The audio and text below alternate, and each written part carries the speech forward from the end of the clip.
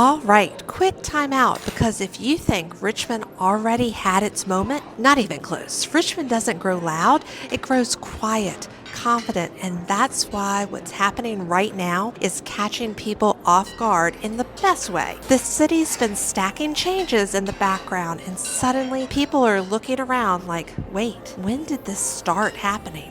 If you've noticed neighborhoods feeling busier on a random Tuesday or spots that used to feel under the radar now buzzing with activity, that's momentum. No hype machine, no loud announcements, just real change showing up in everyday life, which is exactly what we're talking about today.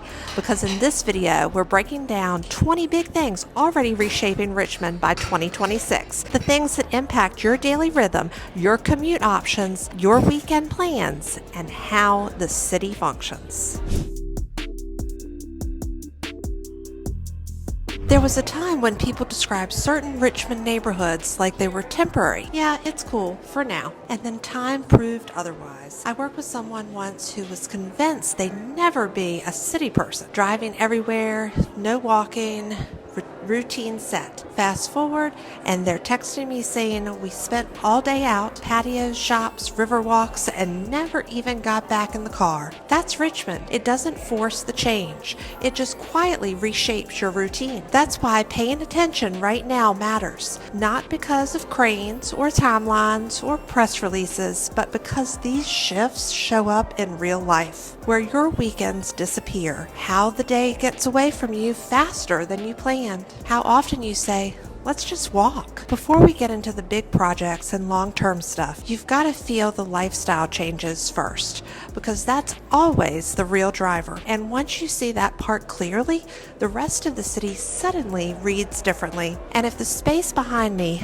looks a little iconic, that's because it is. I'm filming today from the Jefferson Hotel, one of Richmond's true landmarks. It's been part of the city's story for more than a century. Presidents, artists, travelers, locals celebrating big moments. I even had my wedding reception here, all walking through these same halls. And I wanted to be here on purpose because this place represents what Richmond does best. History layered with what's next. Classic architecture, modern energy, calm but quietly buzzing. The kind of setting that reminds you this city has depth, but it isn't stuck in the past. So as we talk through the 20 big things coming to Richmond by 2026, you'll see why this backdrop makes so much sense. Old and new, tradition and momentum, all showing up at the same time. All right, let's get back into it. This is the part of Richmond that hooks people before they ever start looking at numbers, because nobody moves here saying, I can't wait to analyze square footage. They move here because something about the day-to-day starts feeling better, lighter, more fun, more human. I see it all the time. I had a client relocating who swore they were being practical. Commute first, house second, lifestyle somewhere way down the list. They were adamant that they needed a garage and planned to drive everywhere. 2 visits in, that plan was toast. Suddenly, the conversation shifted to, okay, but could we be closer to where we can grab coffee, walk the dog, maybe hit the river before dinner? That's Richmond working on you. You don't plan the lifestyle upgrade. It just sneaks into your routine and refuses to leave. By 2026, that effect gets stronger. More places where a random Tuesday feels like a Friday. More spots where patios are full without it being a special occasion. More local restaurants and small venues threading themselves into neighborhoods instead of being destination-only trips. You're not scheduling fun anymore. You're just stumbling into it. And that changes how people live here in a very real way. The outdoor side of Richmond keeps leveling up too, and this is where locals quietly win. River access, trails, parks, and green spaces aren't just nice extras here, they're part of the weekly rhythm. Morning walks turn into afternoon hangs.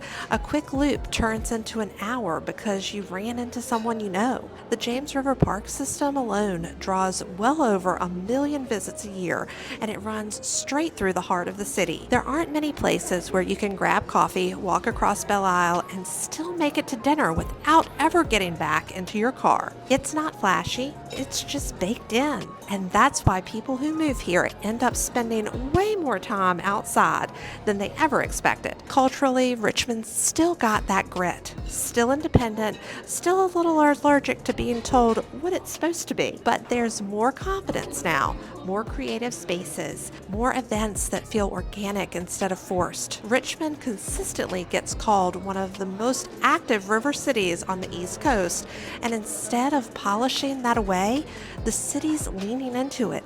It's not trying to impress anyone, it's just doing its thing. And that's exactly what makes it magnetic. And if you're new here, hey y'all, I'm Holly. I specialize in helping people relocate to Richmond, and when you reach out, you talk with me. Personally, I'm always happy to answer questions and help you get a clear, realistic picture of what life here looks like. Richmond's growth doesn't hang on vibes alone. What gives this city staying power is the kind of work people can build real lives around without feeling like they're rolling the dice. And that foundation has gotten a lot stronger quietly over the last few years. Healthcare is one of the clearest signals. Bon Secours St. Mary's is in the middle of a $370 million expansion, adding an 8-story, 200,000 square foot critical care tower along Bremo Road. That scale matters. Hospitals don't build like that on a whim. They invest when population growth, demand, and long-term need are already baked in. Expanded ICU capacity, a larger NICU, advanced cardiac and neuro care. This is infrastructure meant to serve Richmond for decades, not headlines for a season. But healthcare here doesn't stand alone. It's tied directly to education and research. VCU Health and the downtown medical campus employ tens of thousands across healthcare, education, and research.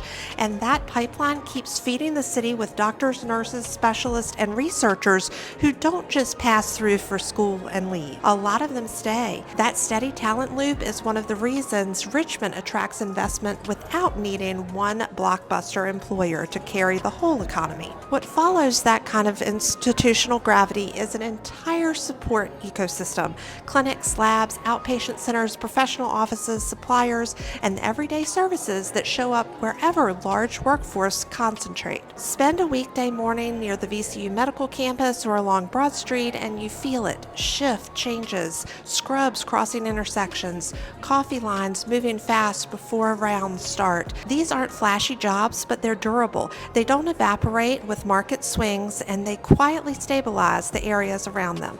Downtown, that same stability shows up through reuse rather than replacement. Older office buildings that no longer fit a remote-first, post-pandemic world are getting converted into housing and mixed-use space. Richmond's mid-century office stock makes this possible in a way a lot of cities can't pull off. Historic tax credits help the math work, but the real win is flexibility. Buildings that once went dark after 5 p.m. now have lights on at night, residents coming and going, and ground floors that actually get used.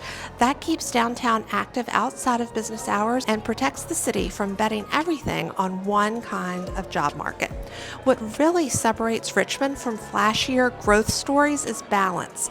No single employer dominates. No one industry carries all the weight. Healthcare and education anchor the base. Government and logistics add consistency, and creative and tech-adjacent work fill in the gaps. When one sector cools, another keeps momentum. That's how cities avoid boom and bust cycles and start feeling dependable instead of speculative. You can hear that shift in how people talk about work here now. Less stepping stone, more this actually works. People aren't just passing through, they're upgrading houses, committing to neighborhoods, and planning longer timelines. And once that kind of job stability locks in, the pressure shows up fast in one place. Here's where everything we've talked about so far finally hits the ground. Jobs get stronger, downtown gets denser, lifestyle gets better, and all of that pressure shows up in one place fast: housing. Not just downtown condos or trendy apartments, but where people actually start planning routes across the metro. Richmond isn't growing in one single direction. It's expanding in planned pockets, and that distinction matters. Instead of random sprawl, the city and surrounding counties are leaning into master planned communities and phased residential growth, where roads, schools, utilities, and services are already in place or time to arrive.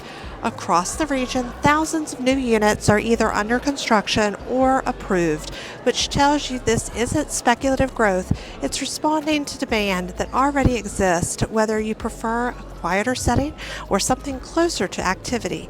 This growth creates more options. Downtown still plays a critical role in absorbing pressure. Adaptive reuse projects are turning older office buildings into housing, quietly adding hundreds of units without scraping neighborhood or forcing growth outward prematurely. Mid-century buildings that would have sat empty are getting a second life. Lights on at night, residents coming and going. That's density without disruption, and it gives the rest of the metro room to breathe. At the same time, the city has been loosening the rules around where and how housing can be built, especially near jobs and transit. Residential rezoning and higher density allowances are making it possible to add more housing types in more places, not just single-family homes, condos, townhomes, small multifamily projects. Manchester is a clear example of how this plays out on the ground. Projects like the View at Belle Isle are adding more than 100 new affordable units within walking distance of parks, the river, and transit. 1 and 2 bedroom layouts, modern finishes, on-site bus access. On a weekday morning, you hear buses pulling up, people heading toward work, runners cutting through toward the river before traffic builds. That's housing intentionally placed near daily life, not pushed to the edge of the map. Beyond the city limits, suburban growth is tightening its connection to Richmond's core. Demand-driven healthcare, education, and downtown jobs is pushing buyers outward, but not aimlessly. Growth is clustering near major corridors and employment centers, where commuting still works and weekends don't feel swallowed by driving. The suburbs aren't replacing the city, they're reacting to it. Quick check-in. If you were buying today, would you rather be closer to downtown and transit, or a little farther out with more space? Drop it in the comments. I want to see where people are actually leaning. Richmond's infrastructure story shows up in a way people actually care about, how their day feels, the minutes you get back in the morning, the tension that doesn't follow you home, the difference between a commute you dread and one you barely think about. Transit has gotten smarter, not louder. The Pulse BRT already proved the point. Dedicated lanes, reliable timing, stops that actually make sense. That line changed how people move across Broad Street and quietly reset expectations for what public transit here could be. When something works consistently, people use it. No convincing required. What's coming next pushes that idea further. The planned North-South BRT expansion connects neighborhoods that always felt close but functioned far apart. Areas that used to require awkward transfers or long drives suddenly line up. That kind of access reshapes daily decisions. Where you live, where you work, how often you feel boxed in by geography. Driving still matters here, and the road network is catching up to how people actually move. Targeted improvements along 95, 64, and key interchanges are reducing choke points and smoothing out regional flow, especially during peak hours.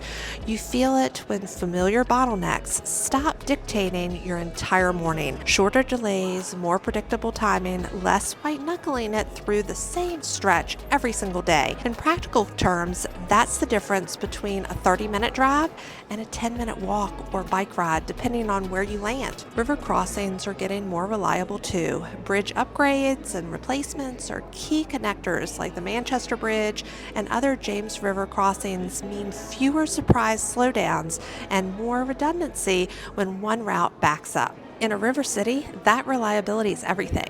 When bridges work better, neighborhoods feel closer instead of cut off. Downtown's new transit hub plays a different role, but it's just as important. Centralized routes, cleaner transfers, less chaos, commutes become predictable instead of stressful. Once that friction drops, people stop organizing their entire lives around traffic patterns. Neighborhood choice becomes more about lifestyle preferences than commute logistics. movement here isn't limited to buses and cars either. Trail connections, bike routes, pedestrian upgrades, and river access paths are doing double duty now. Weekend recreation, sure, but also real transportation, morning rides, evening walks, quick trips that don't involve parking or keys that changes how close neighborhoods actually feel to each other. Regional access rounds this out. Richmond International Airport continues to punch above its weight, offering quick security lines and direct routes that make travel feel easy instead of exhausting. You can be wheels up to Atlanta, New York, or DC before most people finish their first coffee, which quietly changes how feasible Richmond is for work, family, and last-minute trips. The real shift isn't speed, it's freedom. Richmond is turning into a place where you're not locked into one commute pattern for life. You can adjust, mix modes, stay put even when your job changes. Infrastructure starts working for you instead of dictating your choices. Something subtle is happening in Richmond right now that doesn't always show up in brochures or development maps. It isn't one mega project or one skyline changing grain. It's a shift in how the city feels while you're simply moving through it. Not visiting, not commuting, just living. Richmond used to be a place where people sort of pass through spaces. You drive to work, drive to dinner, drive home. The in-between moments didn't matter as much, but lately, those in-between moments are getting upgraded in a way that makes the city feel more intentional, more curated, more livable at the micro level. You're seeing more public spaces designed for lingering instead of hurrying through, benches that are actually comfortable, shade where shade didn't exist before, lighting that makes nighttime feel more welcoming and easier to navigate. There's a clear focus on creating inclusive, welcoming public spaces. One of the biggest shifts inside that is how much the city is programming everyday life, not big festivals. Those have always existed. I'm talking about things like small music nights, open-air markets, community fitness pop-ups, riverfront gatherings, cultural pop-ups, maker events, and neighborhood-based celebrations that make the calendar feel fuller, where people don't just go somewhere, they return, they build rhythm, they form habits. That's when a city starts becoming part of your identity instead of just your address. There's also a new confidence in how Richmond expresses itself. You can feel it in murals, design choices, restaurant concepts, creative collaborations, and neighborhood branding. Instead of borrowing from bigger cities, Richmond's saying no. This is who we are. Still gritty, still independent, still proudly local, but less apologetic about also being interesting, innovative, and yes, desirable. Layer onto that a generational handoff that's quietly underway. People from a wide range of backgrounds and careers are choosing to stay longer. They're opening businesses, joining boards, buying homes, starting families, staying after graduation instead of treating Richmond like a launch pad. That stability compounds. People who stay invest. People who invest reshape culture. And when you pair that with older residents who carry deep Richmond history and community ties, you get something rare. Progress that still remembers where it came from. Here's the simple version, and honestly, it's one of the biggest 20 things on this list, even if you never see a press release about it.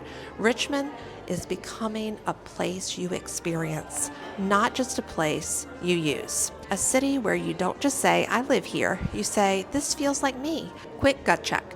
Do you feel like Richmond has changed more in the last 5 years than in the 10 before that? Drop it in the comments. I see it constantly, but I'm curious how it's landing for you in real life. Zoom out for a second and Richmond stops looking busy and starts looking intentional. New buildings, transit shifts, housing infill, institutional expansion, neighborhoods becoming more active and vibrant without losing their character. On the surface, it feels like a lot. Underneath, it's organized. What's happening here is alignment. Lifestyle isn't freelancing on vibes. It's being backed up.